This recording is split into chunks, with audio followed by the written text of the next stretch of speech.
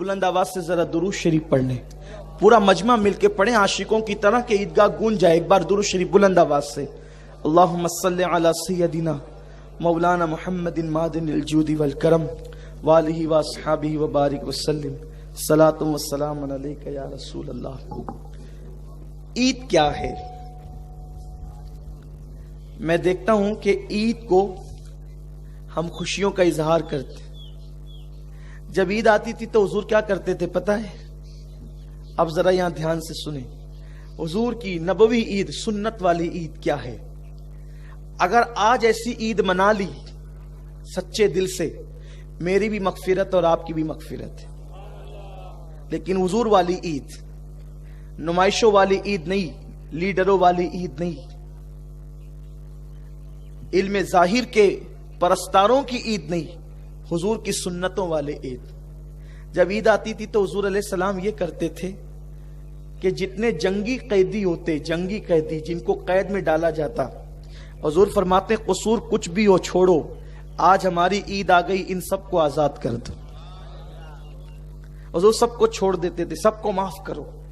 यानी ईद का दिन मुसलमानों की आम मुआफी का दिन है। अल्लाह फरमाता है फरिश्तों नमाज ईद के लिए जा रहे हो ना, फरिश्ते भी आते हैं नमाज ईद में शरीक होने के लिए, जुमा में, ईदैन में। तो कहा ईद के लिए जा रहे हो ना, तो मेरे बंदे जितने नमाज के लिए आएंगे उन सबको मेरी तरफ से पैगाम देना कि अल्लाह ताला ने तुम सबकी मगफिरत कर दी, तुम सबको माफ कर दिया। हम सब माफ कर दिए जाते हैं। तो अब माफ वही होगा जो किसी को माफ करेगा। ईद के दिन दोस्तों से गले मिलने वालों, क्या ऐसा नहीं हो सकता कि हम हुजूर की सुन्नत के मुताबिक ईद के दिन दुश्मन से भी गले मिल लें? सगे भाई का घर बाजू में है और हम ईद के दिन नहीं जा रहे हैं, आपकी ईद नहीं है। नए कपड़े पहने ईद नहीं। बहन है घर में रो रही है और आपसे छोटे से झगड़े की वजह से आप उसके घर नहीं जा रहे हैं, आपकी सबकी ईद हो सकती, आपकी नहीं है। तो आज ईद कैसे मनाएंगे? आपको किसी ने कितनी भी तकलीफ पहुंचाई है, कितनी भी अजियत पहुंचाई है, उसको माफ करें। क्या सोच के माफ करें? उसने आपको दुख दिया, उसने आपको तकलीफ पहुंचाई, उसने आपको गाली दी, उसने आपको सताया। अब आपकी वजह से वो जहन्नम का अजाब भुगतेगा। बोलो तकलीफ किसको होगी?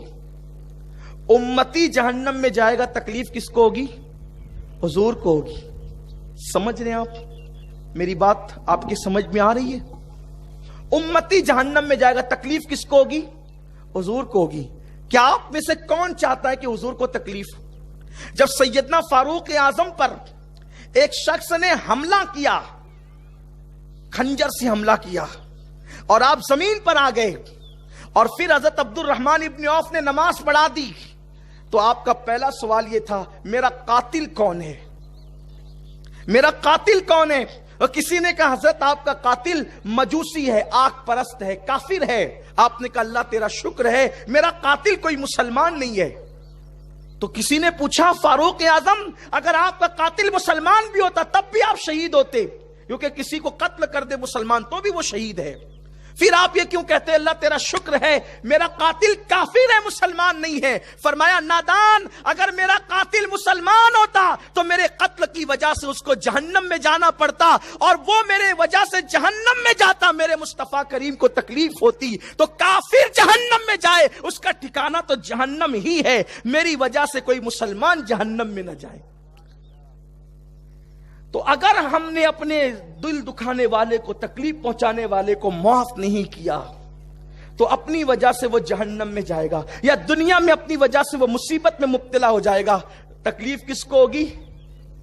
अरे उस नादान को मत देखो जो तुम्हारा दिल दुखा रहा है, उस महबूब को देखो जो गुंबदे खजरा में आराम कर रहा है।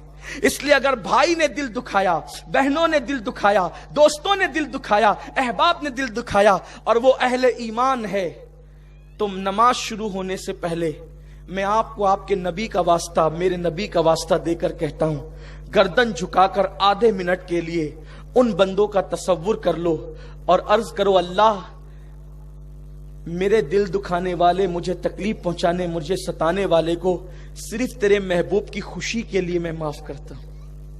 اگر آپ نے ایسا کر دیا اور ہو سکے تو یہاں معاف کر کے ذرا جا کر اس کو اطلاع بھی دے دینا، یا میسج بھی کر دینا، یا فون بھی کر دینا کہ بھئی میں نے تجھے معاف کر دیا، اگر ہو سکے تو، ورنہ اتنا معاف کرنا ہی کافی ہے۔ بولو ہو سکتا ہے ایسا؟ ہو سکتا ہے ایسا؟ بہن بھائی رشتہ دار اگر روٹھے ہوں تو ہم آج کے دن ان کو منا لیں، اور یہ دن آتا ہی اسی لیے، دیکھو اور دن ملنے کے لیے جاؤ گے نا تو آپ کو اچھمبا لگے گا، اجنبی پن لگے گا، یار یہ کیا ہو گیا۔ لیکن عید کے دن جاؤ گے نا تو لوگوں کو، اس کو بھی شوق ہوگا اور آپ کو بھی شوق ہوگا کہ یار تو ہے ہی آج کا عید کا دن نا، تو آج معافی کا دن ہے۔ بولیے ایسا ہو سکتا ہے؟ انا کو فنا کرو، اور یاد رکھنا معاف کرنے والا چھوٹا نہیں ہوتا، معاف کرنے والا بڑا ہوتا ہے۔ اور یہ بھی یاد رکھنا معاف کرنے والا ستانے والے سے زیادہ بہتر ہوتا ہے۔ حضور کو مکے کے کافروں نے کتنا ستایا، لیکن جب وہ سامنے کھڑے رہے تو حضور علیہ السلام نے ان سے فرمایا بتاؤ تمہارے ساتھ کیا سلوک کروں۔ انہوں نے کہا تھا آپ کریم ابن کریم ہے، آپ سے تو کرم کی امید کی جا سکتی ہے۔ حضور فرماتے ہیں جاؤ میں نے تم سب کو معاف کر دیا۔ تو معاف کرنا اپنے نبی کی سنت ہے، معاف کرنا اپنے اللہ کی سنت ہے، اللہ کو معاف کرنا پسند ہے۔ ذرا ہاتھ اٹھا کر کے مجھے اشارہ دیں کہ کون کون ایسا بندہ ہے جو حضور کو خوش کرنے کے لیے اپنے کو تکلیف دینے والے کو معاف کرتا ہے۔ آدھا منٹ سب سر جھکا کر اللہ سے عرض کریں، اللہ سے باتیں کریں، میرے اللہ میں نے تیرے محبوب کی خوشی کے لیے اپنے دل دکھانے والوں کو معاف کر دے۔ کوئی ہمیں کچھ کہیں ہم اپنا دل بڑا رکھیں اور ہم لوگوں کو معاف کریں، حضور کی سنت پہ عمل کریں۔ معاف کرو گے معاف کیے جاؤ گے۔ اللہ تعالی ہم سب کو توفیق دے۔ باتیں بہت سی ہوتی ہیں لیکن وقت کا بھی خیال کرنا ہوتا ہے۔